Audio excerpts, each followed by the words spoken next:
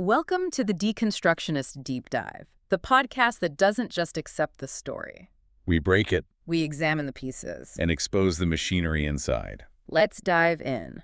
Where in your own life have you accepted a version of reality because it was easier than asking the hard questions? Let's begin. Okay, let's dive right in. Today, we're taking scalpel to a really influential work, Rudolf Steiner's Knowledge of the Higher Worlds and its Attainment. Right. For a lot of people, this book is almost like a sacred text, a guide to waking up spiritually. Exactly. But for us, it's this fascinating, intricate system, and it's just ripe for deconstruction. We want to see how it's built. Yeah, look under the hood. And I mean, at its core, Steiner really makes two huge claims, doesn't he? Almost like axioms you just have to accept up front. That's right. First one, there's a world of soul and spirit. It exists. Yeah. And it's just as real, just as tangible as, the physical world around us. Not just a feeling, not a metaphor, but an actual place in a sense. Pretty much. And claim number 2 flows right from that. Every single person, he says, has these hidden abilities, these slumbering faculties. Dormant potential. Yeah, dormant potential to actually perceive and interact with this higher world. Which immediately sets up this really compelling story, It's about you, about this untapped power you have inside, just waiting. It's a great hook. And crucially, this isn't framed as just like belief or philosophy. No. It gets labeled occult, esoteric, or even, and this is the kicker, spiritual science. Okay, spiritual science. Let's pause there. Because that's a red flag, isn't it? Huge red flag. The second you take something that is fundamentally unfalsifiable, something you can't test, can't prove, or disprove with actual evidence. Like a spiritual world. Exactly. And you slap the label science on it. Well, that's where we see a serious vulnerability. It feels like borrowing credibility, right? Trying to get the prestige of science without doing the hard work of science, the rigor, the proof. Precisely. I mean, how can you verify a spiritual world if there's zero empirical evidence? If it's beyond measurement, beyond observation in the normal sense? You can't, really. It's asserted. It's assorted, not proven. And this isn't some minor detail. It's the absolute foundation of the whole system. It demands faith, but dresses itself up in the language of objective discovery. Very clever. Okay, so you've got these foundational claims, and the natural question anyone would ask is, well, if this is so important, why don't we all know about it? Why isn't it common knowledge? Right. And Steiner has an answer for that. He says, well, this knowledge isn't really a secret that people are hiding. It's more like a skill. Like learning to read or write. That's the analogy he uses. It makes it sound open, accessible, like, hey, anyone can learn this if they just try hard enough. Okay, that sounds reasonable on the surface. But then almost in the next breath, you hit this massive contradiction. He states point blank, there's a natural law among initiates, the people who already know, that forbids imparting knowledge to the unqualified. Wait, so it's not a secret, but it is restricted to the qualified. How does that work? Exactly. It makes no logical sense. Right. But it creates this perfect, unfalsifiable power dynamic. The initiate gets to decide who's ripe or qualified. And their decision is final. Completely final. And if you're not chosen, you're told you're simply not competent to even question that decision. Wow. So you can't even argue your case because, by definition, you lack the understanding to do so. It's a classic control loop, a gatekeeping mechanism that keeps the power firmly with the insiders. And to even get started, to even be considered, what do you have to do? You need to cultivate a specific attitude, right? Yes, this is crucial. He calls it the path of veneration. Devotion. Devotion. Now, he clarifies, it's not necessarily devotion to a person, like a guru, but devotion to truth itself, to knowledge. Which sounds noble, doesn't it? Who wouldn't venerate truth? Sure, but what's the psychological effect here? Why demand that up front? Because it requires you to adopt a pre-critical stance.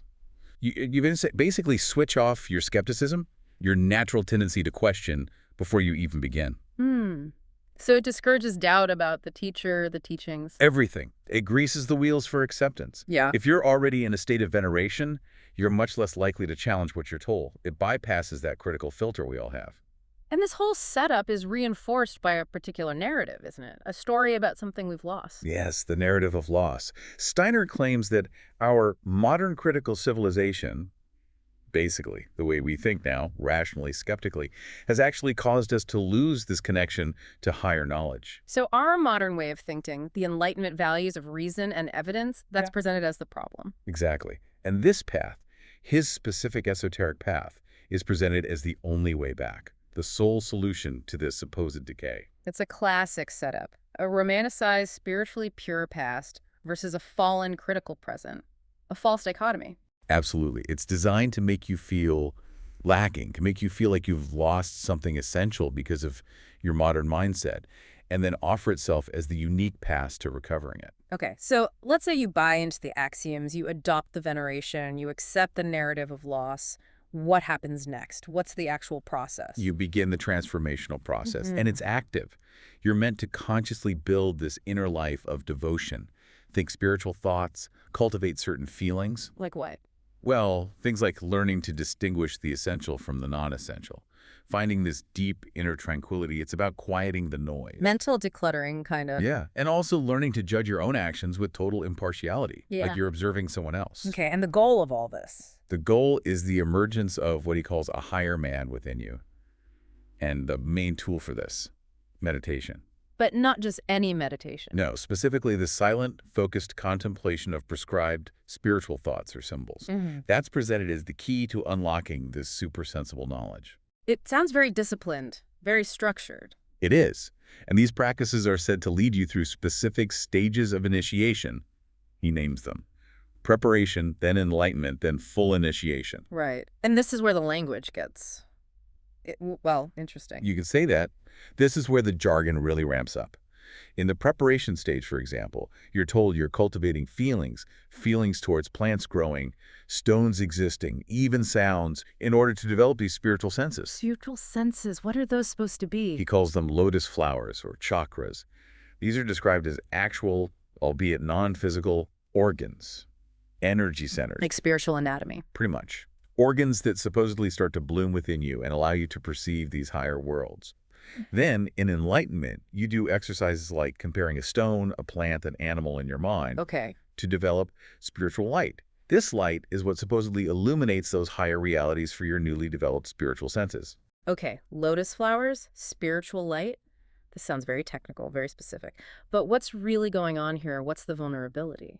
It's what we call jargon obfuscation, using complex, highly specialized, often mystical-sounding terms. To make something seem more profound or scientific than it is. Exactly. It masks a pretty simple and completely unproven core idea that thinking and feeling really hard in a specific way can grant you supernatural powers of perception.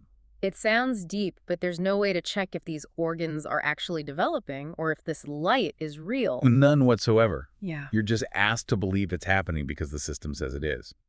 It adds this layer of mystique, this feeling of engaging with something deeply complex, but it avoids any need for actual verifiable proof.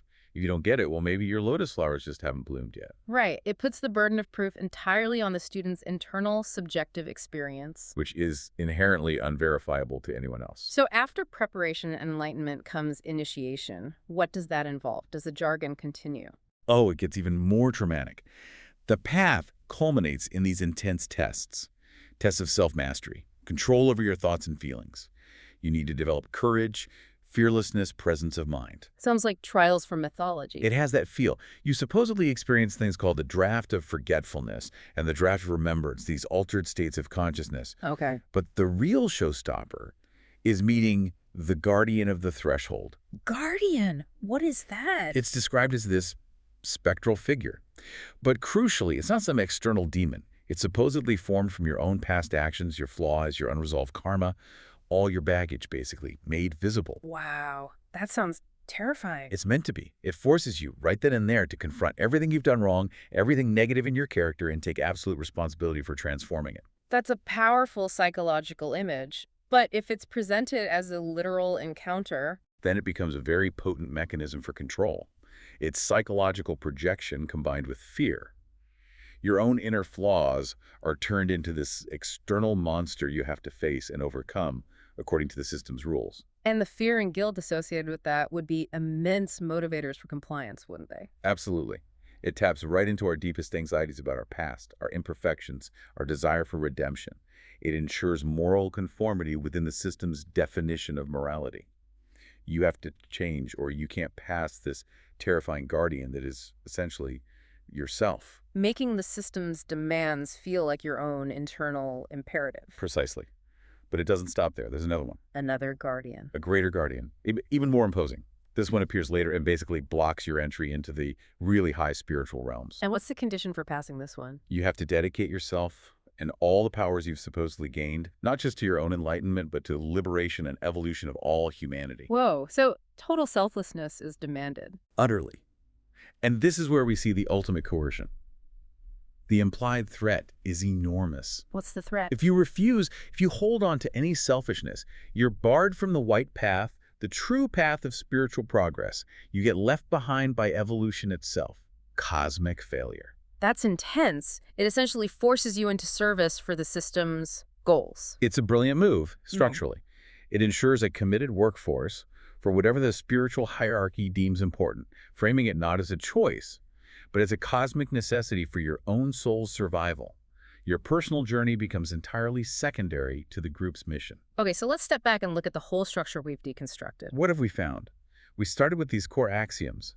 A spiritual world exists. You can perceive it presented as fact, but completely unfalsifiable. Right. Then, access to the knowledge about this world is immediately controlled through this contradictory idea of it not being secret, but being restricted by initiates.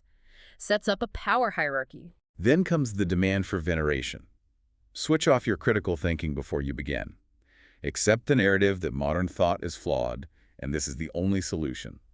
Then you get the complex jargon lotus flowers, spiritual light making unproven ideas sound technical and profound, obfuscating the lack of evidence. And finally, these powerful psychological and cosmic pressures through the guardians, using fear, guilt, and the threat of cosmic exclusion to enforce moral conformity and demand selfless dedication to the system's agenda. It's quite a machine. And understanding this isn't just about understanding Steiner, is it? It's about recognizing these patterns. Exactly. It's about seeing the mechanics that can operate inside any system, philosophical, religious, political, even corporate, that claims unique access to truth and demands your unquestioning loyalty and service. It really makes you look differently at claims of exclusive knowledge, doesn't it? Yeah. Asking, what are the initial assumptions I'm asked to accept without proof?